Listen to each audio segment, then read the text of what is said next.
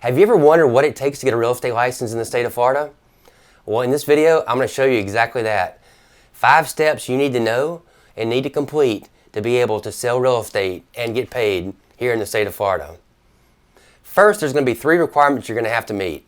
You've got to be 18 years of age or older, you've got to have a high school diploma or its equivalent, and you have to have a social security number.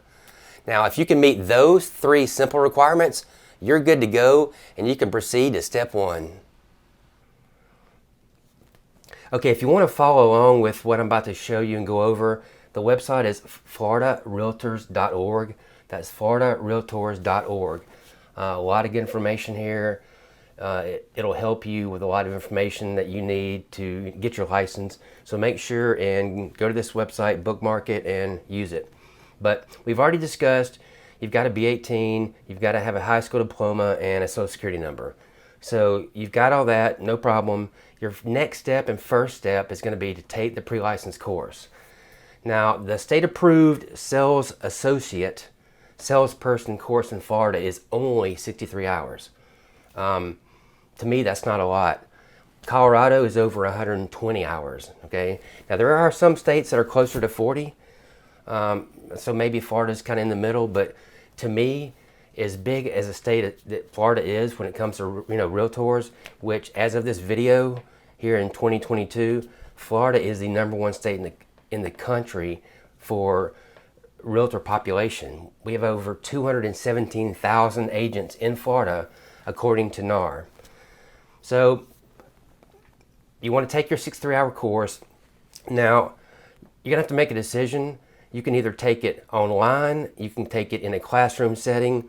Some companies offer both, a hybrid where you take part of it online, then you take part of it in the classroom.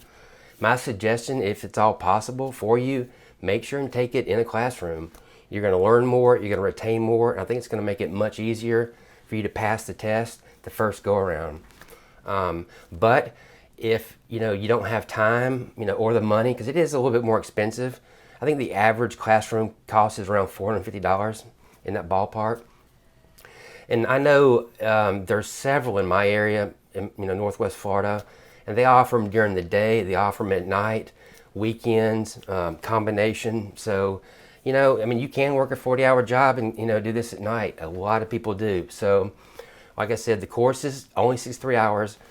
Once you take the course, you're going to have an end of the course exam. The other good thing is you only have to make a 70%, to pass.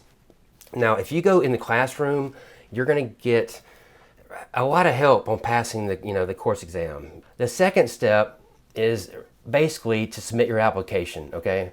Now, I want to make this really clear because a lot of people don't understand this, but you can do step 1 and step 2 at the same time. And actually, I suggest, doing step 2 immediately, because the biggest thing with step 2 is you're going to have to get your electronic fingerprints, because your fingerprints, your check, and your application all have to be sent in to the DBPR for your approval. And that takes anywhere from 10 to 30 days. I heard recently, it's about 3 weeks. So you can go ahead and have that information sent in and get your approval to take the exam back. Then all you need to do is finish the course. A lot of courses, the way they're set up, if you're doing weekends or something like that, you should have your approval to take your exam before you even finish the class. And that's what you want. If not, if you wait till after you take the course, you're going to add 3 to 4 weeks to the process. Okay, it's just going to take you that much longer to get your license. So just make sure, do step 2 and step 1 at the same time. Another thing, besides the cost of the course, just say $450, your application fee is going to be $83.75, okay? And I don't know what the fee for the fingerprinting you'll have to pay, but this says right here between $50 and $80.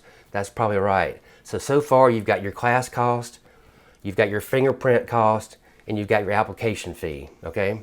So that's less than $600, okay? That's not bad. That's not bad at all. And like I said, if you took the class online, you probably could get that even cheaper. So step 3 is to take and pass your state exam. Once you pass your state exam, hey, you're ready to go. You can be up and running the same day, actually. Now, the biggest thing to remember with a state exam is you must make a 75 out of 100, okay? So once again, instead of making a C minus, you just have to make a C. 75, that's it. Now, if you spend enough time researching, about getting your license, you're going to see a lot of posts and a lot of articles about how hard it is to get, to pass the test. I read somewhere that over 51% of applicants fail it, the first time. I know tons of people that have passed it the first time. I also know many agents that didn't pass it the first time. Some agents, have taken it over 5 times. So don't let that really scare you. I mean, you can really take it, almost as much as you need to pass it. There are some restrictions on that, but just remember, all you have to do is make a 75, and that's not that difficult. As soon as you pass, you can go immediately to the broker, the company that you want to sign up with, and give them the information, and they can go online and they can have you up and running the same day. They can have you legally, able to sell, real estate the same day. Now, that doesn't include your last step, which is joining, your local board or association. But the last step, it's not a must to sell real estate. It really has nothing to do with actually being licensed to sell real estate. You need your local board for, a lot of good reasons, and the biggest reasons is, to get access to the MLS. So without joining the board, you're not going to get, MLS access, which is, what you must have to sell real estate. I mean, you got to be in the MLS, or it's just, it's ridiculous. But just say you got your license and you just want to do referrals, you don't have to join a board, okay? So step 5 is optional, but if you don't join the board, then especially if you're going to be doing this full time, and you're going to be wanting to show houses, write contracts, all that kind of stuff, you've got to have MLS access. So your last step is just go join the board. Just remember, step 1 and step 2, do them at the same time. Okay, you can have your license if you really hustled, anywhere between I think 4 to 6 weeks. Okay. 2 months is a no-brainer. 2 months should be, the worst case scenario, but you can do it almost as fast as you can possibly do it. And taking your course is going to be just the longest, portion of it. So just remember, make sure and get your application submitted when you start taking the course. Do it as fast as possible.